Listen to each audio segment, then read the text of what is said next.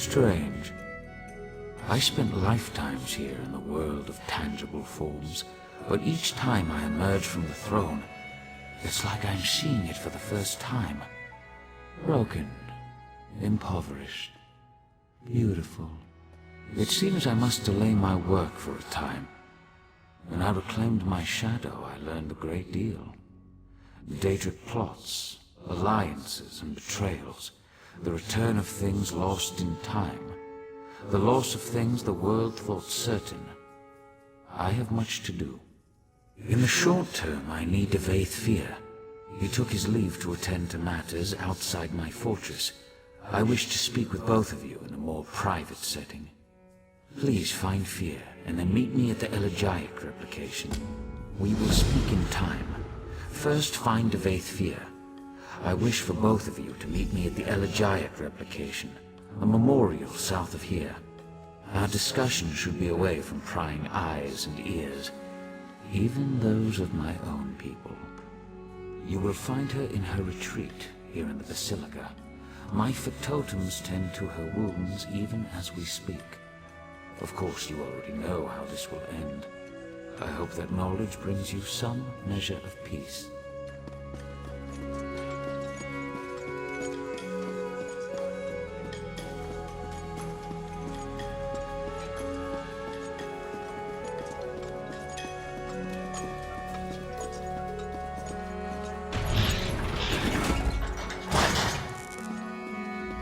Greetings, Resident.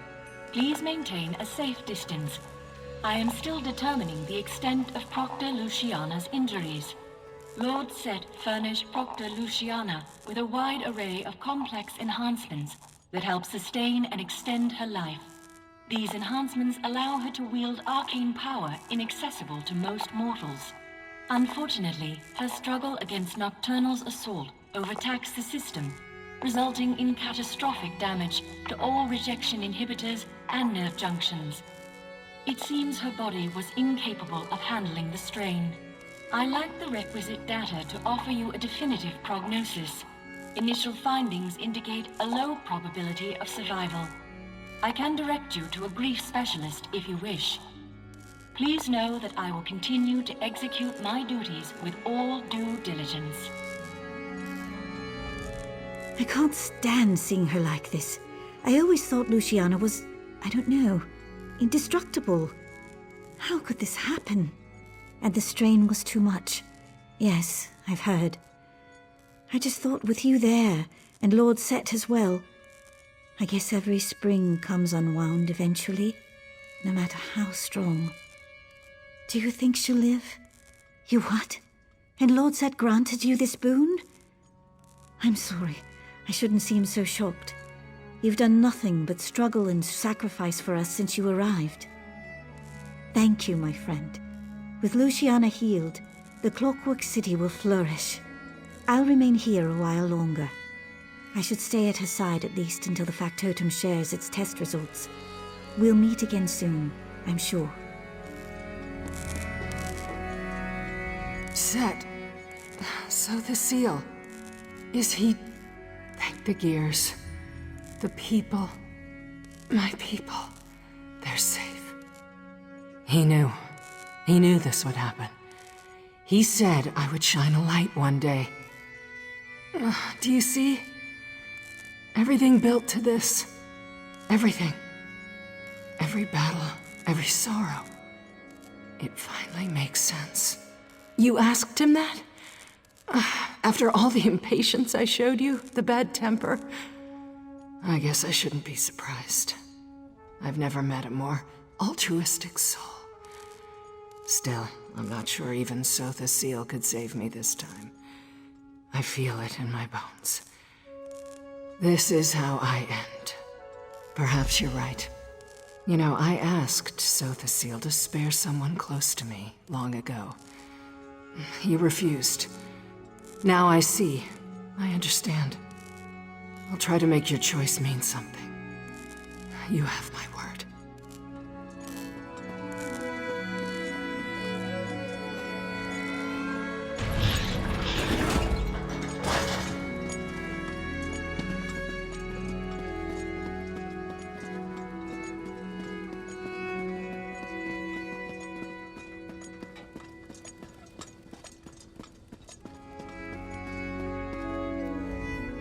will speak in time. First find Devaith Fear.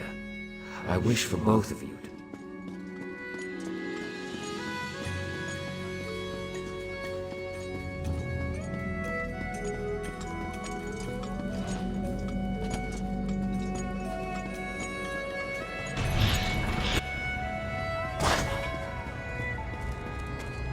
I'm not leaving until you take me to that portal. There's no portal. There is no way home. I'll get the truth out of you, one way or another. Threats of bodily harm will be met. Fetch this.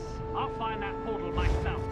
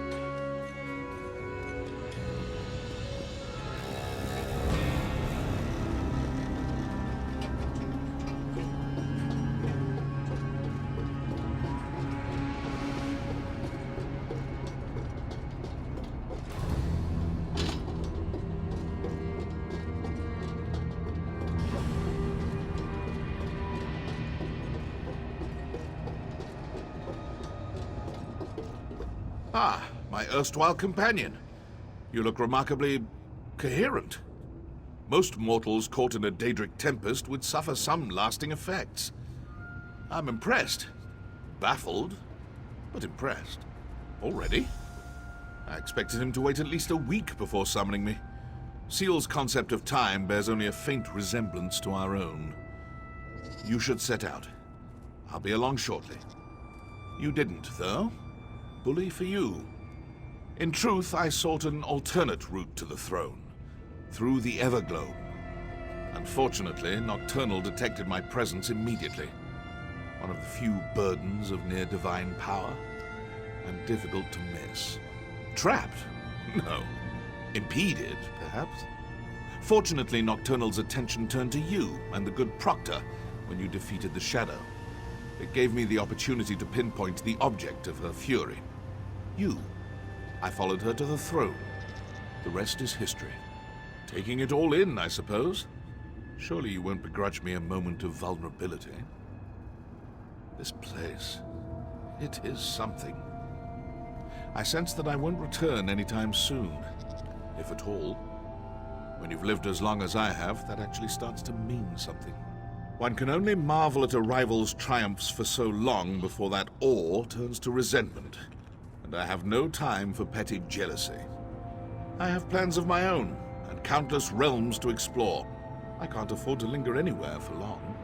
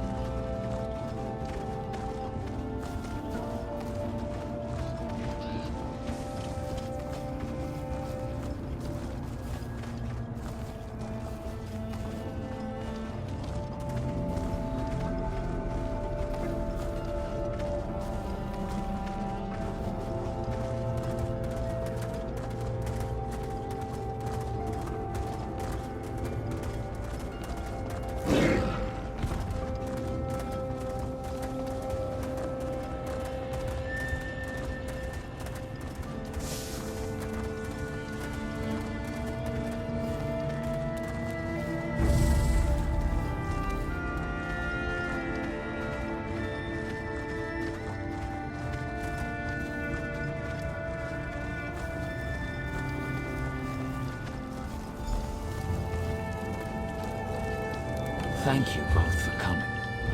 Of course, old friend. You seem troubled. More troubled than usual, I mean. Perceptive, as always. I do not wish to diminish your achievement, but Nocturnal's defeat here will be short-lived. What's more, she does not act alone. A third enemy looms at the edge of my sight. Their covetous eyes are now fixed on the Somerset Isles. Then we should inform the rest of the Sijiks. They'll need to prepare. I will inform them personally. I have a separate task for you, Devaith. Take the skeleton key.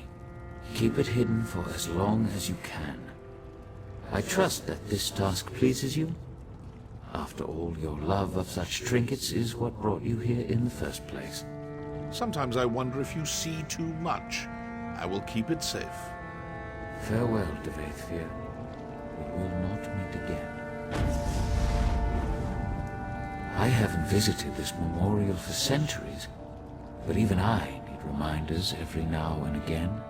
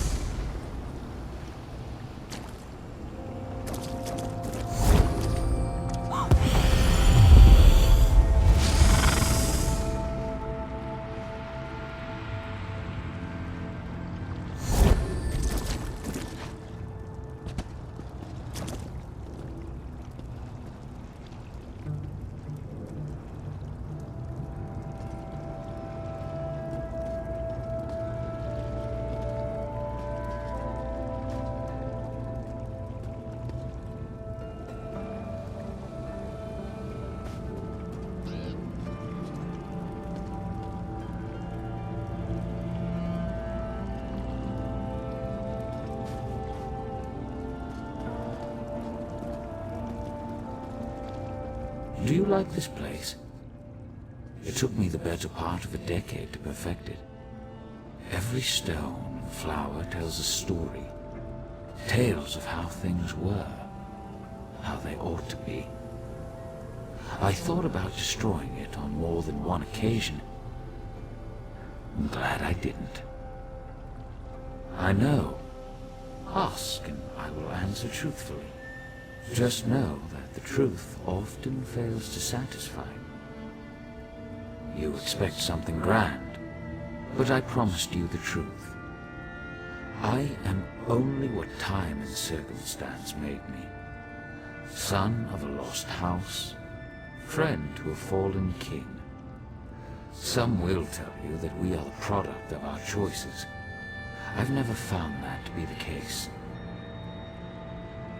I am whatever the people need me to be. A guardian, an oppressor. For some, too distant. For others, too meddlesome. I am the canvas upon which they paint their dreams and resentments. A vessel for their hopes and doubts.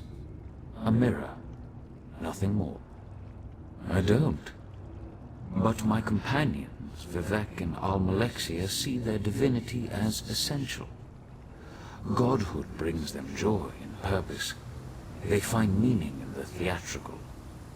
Who am I to deprive them of that? Almalexia defies symbol analysis. I doubt she could even describe herself accurately. To understand Almalexia, you must first understand the value of fiction. Vivek fancies himself the poet, but in truth, AM is the greater storyteller. Vivek knows the boundaries that separate fact from fiction. He knows them so well that he's learned how to break them. He exists inside his verse, but recognizes the lies, the contradictions. He both does and does not believe his own tales. She believes her tales implicitly, as does everyone else. Her capacity for deception appears limitless. She sows lies like a master gardener sows seeds, and the harvest of trust and adulation is breathtaking in scope. Not in the slightest. As I said, we are, all of us, bound by our nature. Almalexia does what she does because she cannot do otherwise. It will not end well. But then, even the best endings rarely bring joy. Vivek is my brother. He knows my struggles, and I know his. That knowledge makes our relationship complicated. To truly know someone is as much a curse as it is a blessing. Regret. We are bound by that, at least. He also suffers a kind of enslavement. Not unlike my own, in fact. Beauty holds the keys to his shackles. Beauty and a love of great works, great heights. His appetites are insatiable, thus his despair. Yes, a poet's despair. Vivek craves radical freedom, the death of all limits and restrictions. He wishes to be all things at all times. Every race, every gender, every hero, both divine and finite. But in the end, he can only be Vivek, not even remotely. I sometimes ask myself the same thing. May I confess something to you? I suffer from a peculiar ailment. Shall I describe it? I bear the cruel weight of certainty. Total, absolute, relentless certainty. People rarely comprehend the luxury of doubt, the freedom that comes with indecision. I envy you. Indeed. But such questions are flaccid, cursory indulgences that come and go in an instant. The truth is that my actions, both good and evil, are inevitable, locked in time, determined by chains of action and consequence.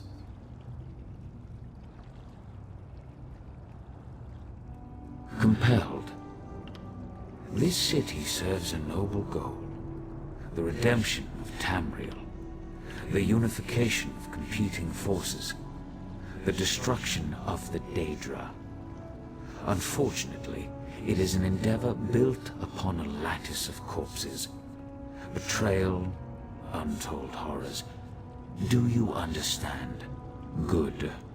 I pray you never do. I instructed Devaith to run from the battle that is to come. Now, I urge you to run toward it. Long ago I brokered a truce with the princes of Oblivion. This pact bound 8 princes to an oath that they would never again set foot on Tamriel. Nocturnal was not present when the princes signed the Cold Harbor Compact. Thus she flouts its restrictions. Now, this is important. Nocturnal does not act alone. 2 other princes lie in wait, Clavicus Vile and Mafala. Defeated? Forgive my candor, but Clavicus Vile cannot be defeated through force of arms. Neither can Mafala. I have preparations to make outside my Clockwork realm. You must stay vigilant. Take heed of any Daedric incursions and stand ready to fight. The prisoner wields great power, making reality of metaphor. We will need you before the end. A fool's hope, perhaps. I should explain. Look around you. All of this exists because it must exist. I stand here, in this place, in this moment, not because I wish to, but because I have to. A result of action and consequence. Clever, but incorrect. The prisoner must apprehend 2 critical insights. First, they must face the reality of their imprisonment. They must see the determinative walls, the chains of causality that bind them to their course. I have, but I fall short of the second insight. The prisoner must see the door to their cell. They must gaze through the bars and perceive that which exists beyond causality, beyond time. Only then can they escape. I see only unsteady walls. If the people of Tamriel must exist inside this cell, I will make sure that the walls are stable, the gaps are sealed, and all who remain stay safe within it. I sometimes ask myself the same thing. May I confess something to you? I suffer from indeed, compelled. Good. I pray you never do. I've met few heroes like you. Very few. I take this matter of the Triad upon myself, but in truth, you may be the one that saves us. The prisoner who frees the world. We shall see. Farewell.